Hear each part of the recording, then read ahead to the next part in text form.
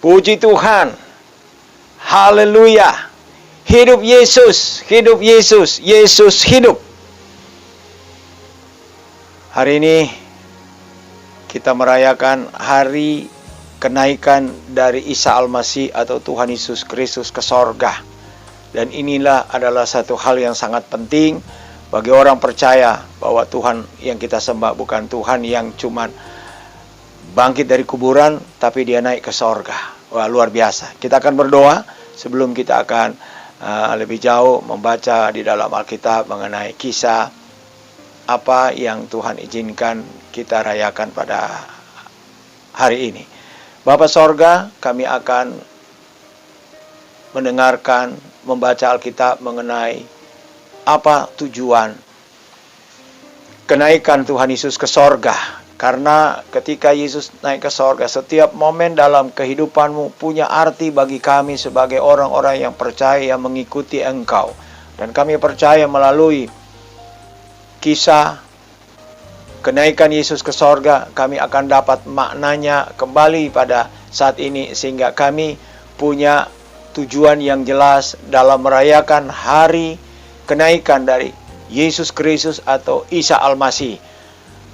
Dia naik ke sorga untuk menyiapkan tempat bagi kita. Ini doa kami sudah berdoa dengan segala ucapan syukur dalam nama Tuhan Yesus Kristus. Amin. Kita akan baca di dalam Injil Yohanes pasal yang ke-14 ayat 15 sampai ayat yang ke-18. Injil Yohanes pasal 14 ayat 15 sampai ayat ke-18. Demikian firman Tuhan. Jikalau kamu mengasihi aku, kamu akan menuruti segala perintahku. Aku akan minta kepada Bapa dan Ia akan memberikan kepadamu seorang penolong yang lain supaya Ia menyertai kamu selama-lamanya, yaitu Roh kebenaran. Dunia tidak dapat menerima Dia, sebab dunia tidak melihat Dia dan tidak mengenal Dia. Tetapi kamu mengenal Dia, sebab Dia menyertai kamu dan akan diam di dalam kamu. Ayat 18. Aku tidak akan meninggalkan kamu sebagai yatim piatu. Aku datang kembali kepadamu. Puji Tuhan. Saya memberikan judul khotbah pada hari ini, yaitu Roh Kudus sangat penting. Sekali lagi, Roh Kudus sangat penting. Seperti apa pentingnya Roh Kudus itu? Seperti apa berharganya? Seperti apa Roh Kudus itu sangat berguna dalam hidup setiap manusia, ya, terutama bagi orang yang percaya kepada Dia tentunya. Karena Roh Kudus itu sangat penting, seperti kita membutuhkan udara. Adakah di antara manusia yang hidup di dunia ini, enggak, saya enggak perlu udara. Ya, setengah jam saya enggak perlu udara. Coba. Ya, hidungnya dipinjet, ya, setengah jam sudah berhenti jadi orang. Sudah enggak jadi manusia lagi.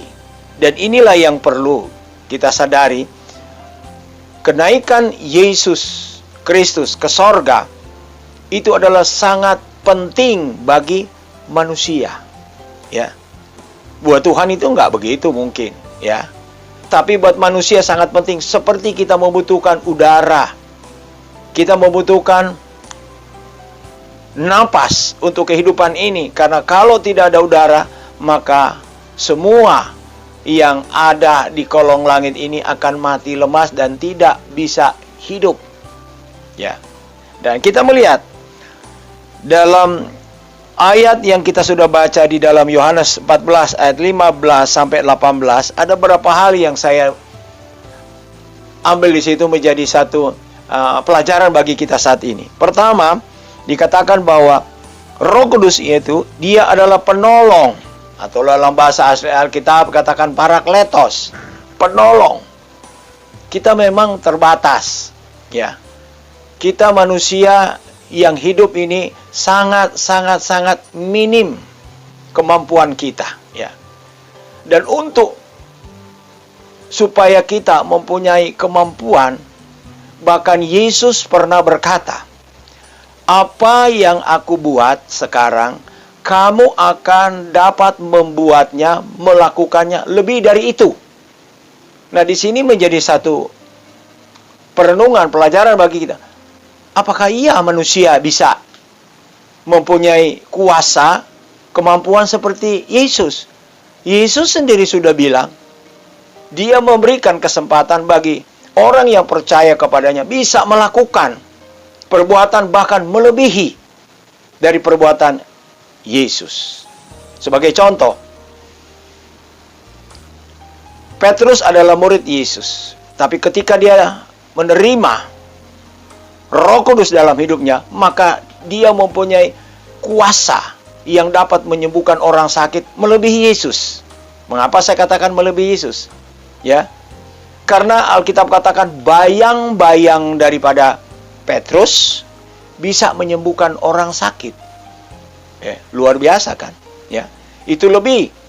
Yesus tidak melakukan itu, ya, tapi Petrus bisa melakukan. Ini dia membuktikan bahwa apa yang dilakukan oleh murid-muridnya bisa melebihi dengan apa yang dilakukan oleh Yesus. Nah, dia tidak punya iri hati. Kalau ada anak buahnya, muridnya bisa berbuat lebih besar dari dia, bangga dia. Tapi kalau kita, seringkali kalau ada anak buah, ada murid lebih besar, dia punya karya dari kita, wah kita iri. Ah, siapa dia? Anak kemarin sayang aja. Nah, kita iri. Yesus nggak pernah ada iri hati. Dia inginkan murid-muridnya bahkan semua sama, bisa sama, bahkan melebihi dia di dalam hal-hal tertentu yang dia pernah buat. Nah, inilah yang saya katakan dia di dalam Alkitab, yaitu Roh Kudus itu di dalam Roma pasal 8 ayat yang ke-26, ya berkata, ya, Roma 8 ayat 26, demikian juga Roh membantu kita dalam kelemahan kita, sebab kita tidak tahu bagaimana sebenarnya harus berdoa, tetapi Roh sendiri berdoa untuk kita kepada Allah dengan keluhan-keluhan yang tidak terucapkan. Doa kita terbatas, kata-kata kita terbatas. Paling tidak yang kita bisa lakukan kalau kita sudah tidak bisa mengucapkan sesuatu adalah menangis, berteriak. Tetapi Roh Kudus membantu kita, menjadi penolong kita untuk berdoa kepada Bapa di sorga, ya, keluhan-keluhan hati kita yang tidak bisa kita ucapkan, ya. Tidak bisa kita ungkapkan dengan kata-kata, tapi Roh dengan bahasanya sendiri. Itu sebabnya kalau kita lihat orang dalam pimpinan Roh Kudus, bahasa Roh, dia berbicara dengan bahasa yang kita tidak mengerti. Ada kalanya cuma la. Ya. Ya. Tapi di dalam kata itu ada isinya yang tidak bisa diterjemahkan oleh siapapun. Setan pun tidak bisa terjemahkan bahasa Roh. Hanya bahasa kita dengan bahasa melalui bahasa Roh itu kita sampaikan kepada Bapa di sorga. Itulah yang dikatakan Roh Kudus, ya, sebagai penolong kita untuk menyampaikan keluhan-keluhan kita yang tidak terkatakan, karena kita manusia terbatas.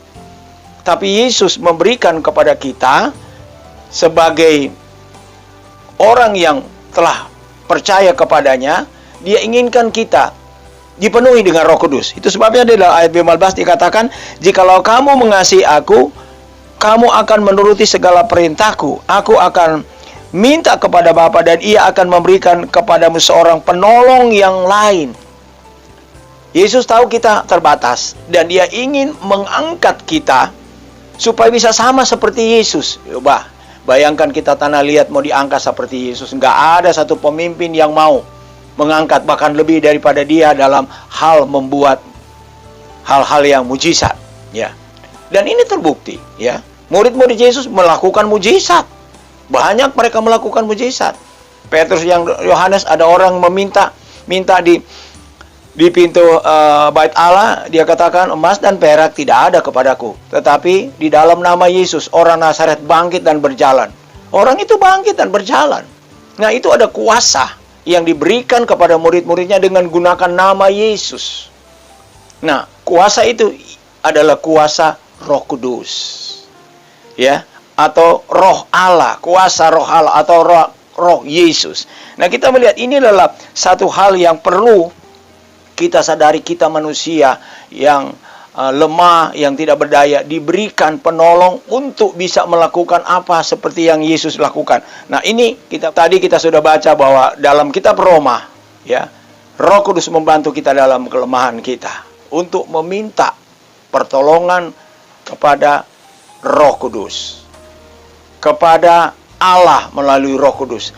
Yang berikut kita melihat, ya, Roh Kudus itu adalah roh kebenaran. Kebenaran ini adalah relatif bagi manusia. Tapi kalau Tuhan bicara kebenaran adalah kebenaran. A di atas A, B di atas B. Ya di atas ya, tidak di atas tidak. Tidak ada tambah, tidak ada kurang. Nah, itulah kebenaran. Dan kebenaran ini tidak mudah. Ya, dan Yesus ingin mengajarkan kita dengan keterbatasan kita akan mempunyai kemampuan untuk berbicara benar. Oh, kalau orang itu bicara benar, bisa dipegang. Ya. Nah, itu yang Tuhan inginkan. Bukan kita bicara pelin-pelan. Sekarang banyak hoax, ya. Kalau dia berbohong, dia bilang, itu diplomasi. Padahal bohong. Itu sebabnya sekarang dipelintir. Bahasa diplomasi dipelintir dengan bahasa hoax. Oh, itu hoax. Ya. Karena apa? Mengaburkan. Dosa adalah dosa. Dusta adalah dusta. Bohong adalah bohong. Jangan dibilang, oh itu dosa putih. Tidak ada dalam Alkitab dosa putih. Dosa tetap dosa. Bohong adalah dosa. Dusta adalah dosa. Jadi tidak ada katakan, itu bahasa diplomasi, itu untuk membenarkan supaya tidak ada masalah. Sesaat memang tidak ada masalah kalau kita melakukan bohong atau dusta, tapi satu saat itu akan muncul. Dan kalau akan muncul, biasanya itu sudah bertumpuk-tumpuk. Oh, rupanya ini pembohong ini. Ini orang ini pendusta. Nah, Tuhan yang buka. Ya, itu sebabnya kita belajar. Kita belajar berkata benar. Ya. Apa yang kita tahu kebenaran itu adalah firman itu kita lakukan. Sehingga apa? Kebenaran itu yang akan menolong kita. Karena di dalam Roma 15 ayat 26 dikatakan di sana demikian. Jikalau penghibur yang akan kuutus dari Bapa datang, yaitu roh kebenaran yang keluar dari Bapa, ia akan bersaksi tentang aku. Roh kebenaran. Ya, dia akan bersaksi tentang siapa? Tentang Yesus. Yesus di dalam Yohanes pasal 14 ayat 6 dia katakan, akulah jalan dan kebenaran dan hidup. Tidak ada satu pemimpin di dunia ini yang pernah hidup. Pemimpin spiritual, pemimpin politik, pemimpin ekonomi, pemimpin apa saja. Tidak ada yang berani berkatakan, akulah jalan, akulah kebenaran dan hidup. Tidak ada. Hanya Yesus yang mampu dan dapat melakukan itu. Karena apa? Dia adalah kebenaran itu. Dia adalah kesempurnaan. Ya. Dan tidak ada orang seperti dia. Karena dia yang berkatakan, akulah kebenaran itu. Nah, kebenaran ini untuk siapa? Untuk dia ajarkan kepada kita. Bukan hanya sekedar lip service atau yang penting kelihatannya oke punya. Tidak. Kebenaran itu dia ingin ajarkan kepada kita luar dalam. Cara berpikir kita, cara berucap kita, cara perilaku kita adalah benar. Dan benar itu adalah tuntunan firman, bukan benar melalui kita. Kalau benar melalui manusia itu relatif. Ya, relatif. Saya pernah bertemu dengan seorang pencoleng. Dia bilang, saya ini kalau mau ambil sesuatu gampang dan tidak bisa dijama oleh hukum. Dia rampok aja seseorang. Dia todong, dia ambil. Saya minta uang 1 juta. Setelah dia dapat, dia kasih pulang. Nih, 500.000 saja yang saya mau pakai karena saya mau makan, lapar. Katanya ketika masuk diadili karena terpaksa dia lapar. Makanya dia maling, dia rampok, dia ambil uang orang. Nah, itu relatif kan? Kalau Tuhan tidak. Kebenaran yang dilakukan, dikatakan oleh Alkitab, ya, mau tahu dia punya kebenaran itu. baru ingin barang orang, baru ingin lihat, wah, HP-nya itu bagus ya, besok gua ambil HP-nya orang itu. Itu sudah dosa. Ya. Apalagi ya, kebenaran itu. Alkitab katakan, baru melihat lawan jenis sudah tergerak syahwatnya, itu sudah berbuat zina. Itu kebenaran. Kalau kebenaran manusia sudah ketangkap hansip, baru bilang, oh ini berbuat cabul, ini berbuat asusila. Kalau nggak ketangkap polisi, nggak ketangkap hansip, itu biasa saja, nggak apa. Tapi Yesus tidak. Baru melihat, ya, baru melihat. Jadi sudah ada pikiran dosa, itu sudah tidak benar. Itu Yesus punya ajaran. Ya. Dan inilah yang perlu kita belajari, dan memampukan kita untuk melakukan itu hanya Roh Kudus. Sekali lagi, Yesus sebagai manusia, dia perlu Roh Kudus. Kalau saudara baca dalam kisah perjalanan dia, setelah dia dibaptis, dia dibawa oleh Roh Kudus ke padang gurun dalam Matius pasal 4. Untuk apa di sana? Puasa. Puasa berapa lama? 40 hari, 40 malam. Nggak makan, nggak minum. Nah, apakah dia nggak lapar? Lapar, haus. Nah, sesudah dia puasa, iblis datang, ya, mencoba dia. Jadikanlah batu ini roti, karena engkau anak Allah punya kuasa. Tapi Yesus tahu yang bicara ini adalah setan.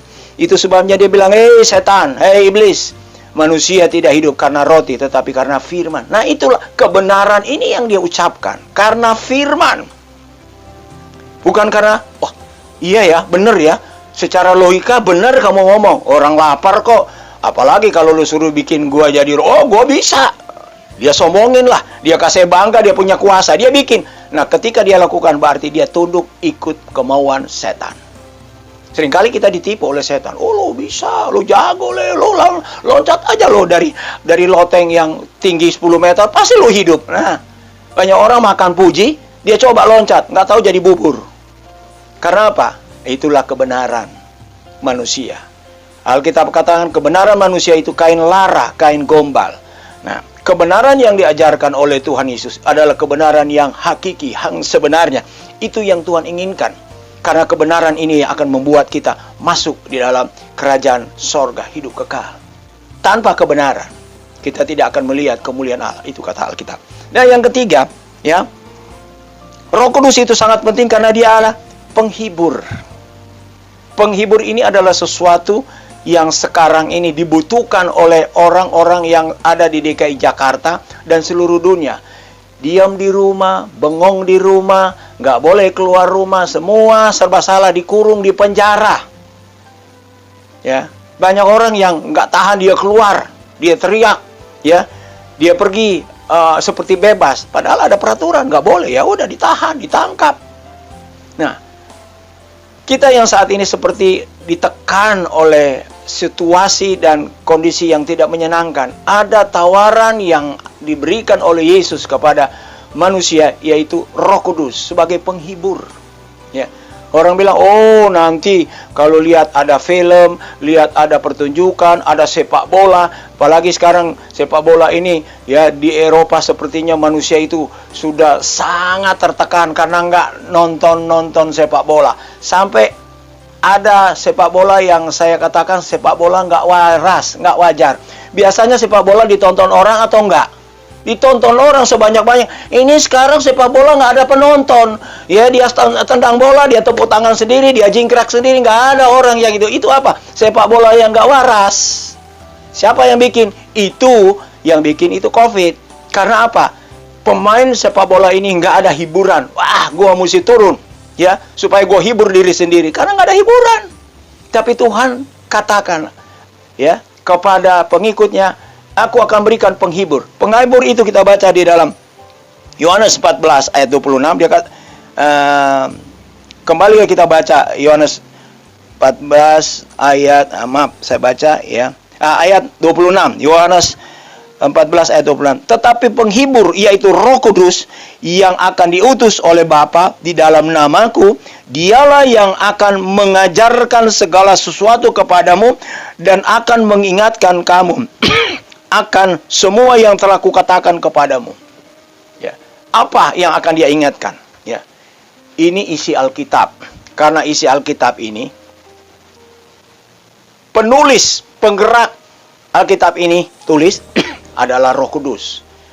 Hanya orang-orang yang mendapat wahyu atau ilham, dia yang menulis. Tetapi yang memberikan petunjuk apa yang harus ditulis dalam Alkitab ini adalah Roh Kudus. Kita terbatas untuk mengetahui dan mengenal isi Alkitab. Ya. Seringkali saya juga kalau baca Alkitab, saya tidak mengerti apa arti ayat ini. Apa? Tuhan nggak langsung memberitahu ini artinya, tapi dia biarkan saya lewatin satu persoalan.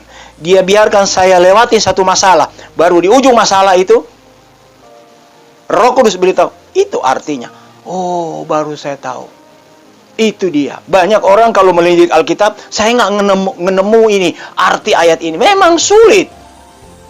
Kalau Roh Kudus tidak buka, tidak mungkin kita mengerti ayat-ayat yang ada dalam Alkitab. Tidak mudah.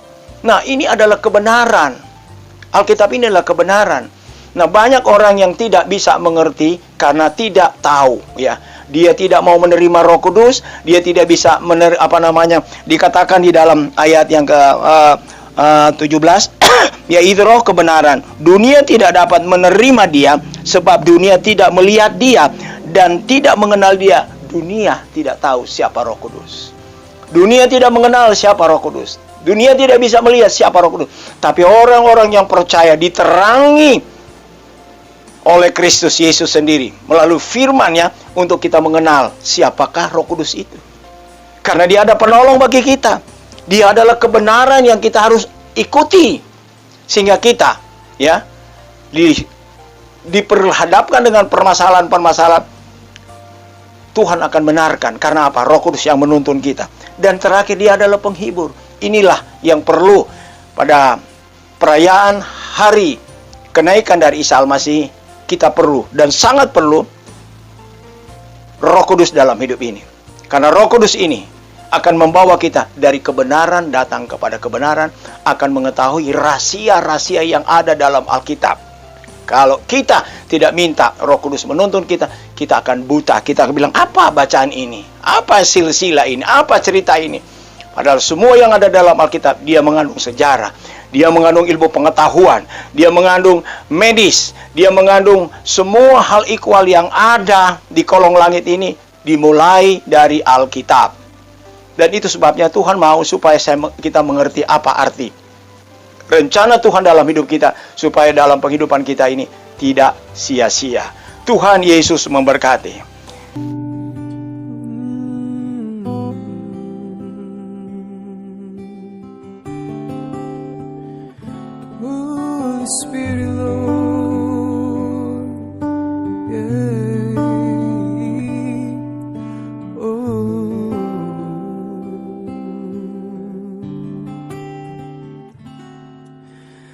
Roh Kudus, Kau hadir di sini. Roh Kudus, ku mengasihimu. Kau lembut, Kau manis, Kaulah penghiburku, penolongku, diutus Bapa.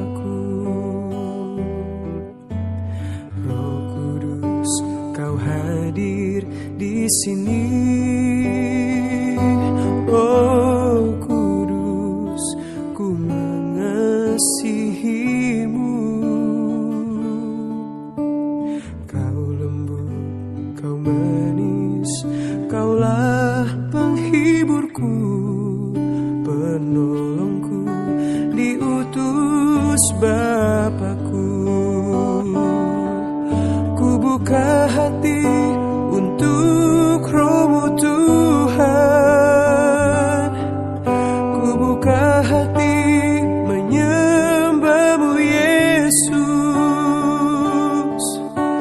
Jamahlah kami, penuhi kami dengan kuasa Allah Maha Tinggi. Ku buka hati untuk Roh-Mu Tuhan.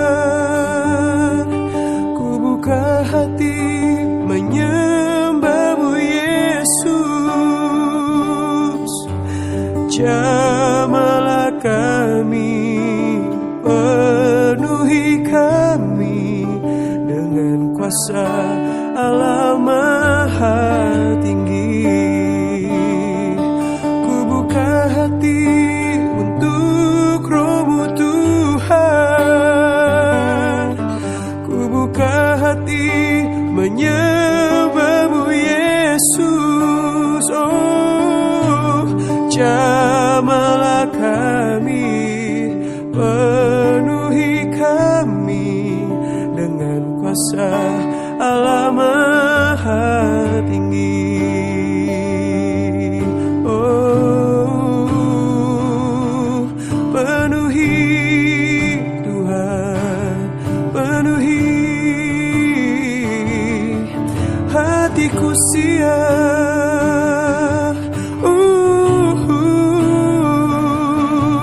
Holy Spirit Lord, Holy Spirit Lord, Jesus.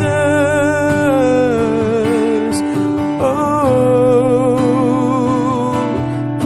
kerja Kau Roh Kudus, penuhi, puaskan, oh Tuhan.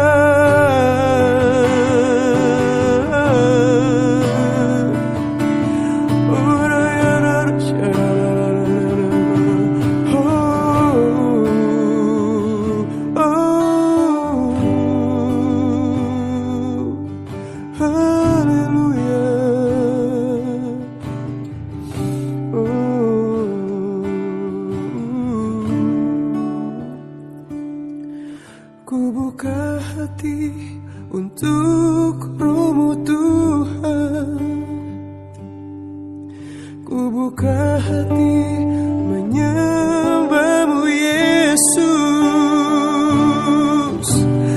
Jamahlah kami, penuhi kami dengan kuasa Allah Maha Tinggi.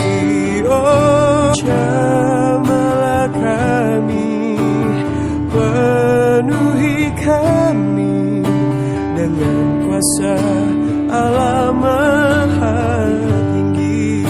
Bapa Sorga, terima kasih buat firman-Mu yang kami telah dengar saat ini.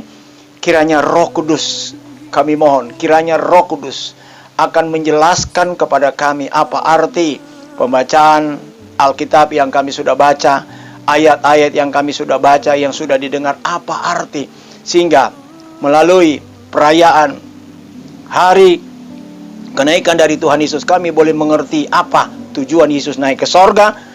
Di mana Yesus naik ke sorga, ada pengganti yang diberikan oleh Yesus untuk kami, orang-orang yang percaya kepada Yesus sendiri, sebagai penolong, sebagai kebenaran itu, dan sebagai penghibur yang akan menuntun kami selama kami hidup dalam dunia ini. Dalam nama Yesus Kristus kami sudah berdoa dan mengucap syukur.